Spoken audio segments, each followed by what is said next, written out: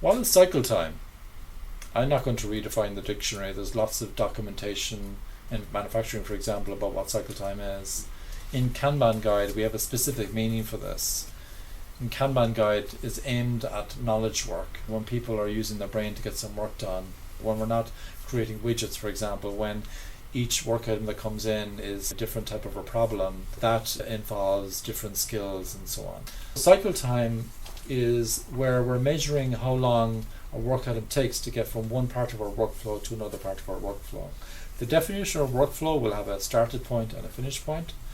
You can have more than one started point and more than one finish point. For example, if you're doing software, you could have a cycle time for development and testing. You could also have a cycle time for refinement, right sizing, through development, through testing, through go live. Or you could have another one that goes even further, that gets feedback from the customers.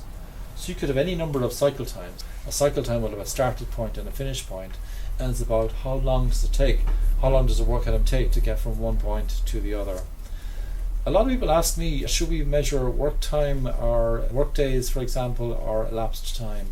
It's about elapsed time. There are a number of reasons for this. For example, if teams did actually work weekends, we hope they're not working weekends, then you had some weeks where there was much more throughput, more work items were delivered. That would be captured by doing it over calendar days. We would see how much work was done in calendar days.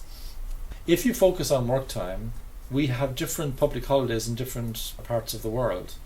Our cycle time for this, well, we won't include Diwali, for example, or we won't include Eid, or we won't include Christmas, or we won't include summer holidays. Oh, Daniela's gone on holidays. Oh, Alessandra's gone on holidays. And before you know it, you've got eroding standards in terms of what cycle time means. And it's just more simple to stick to calendar days. And it's even more deep than that, though, because if I start something today and I finish it today, the cycle time is 1, it's not 0. We round it up by 1. So it's the difference between the finished date and the start date, if I'm using days, and I add 1, that rounds it up to the cycle time. Cycle time is how long does it take for a work item to get from a started point to a finished point. Over time, you will notice a pattern of how long different work items take.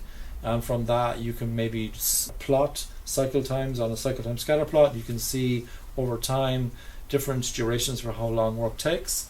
And you can lift a ruler up that page and see where maybe 70% of the cycle times are done, or maybe even 85% of the cycle times are done. And from that, you can create a service level expectation. You can say, based on our history, 85% of items are done in 12 days or less. So our service level expectation is 12 days or less. It's not a guarantee.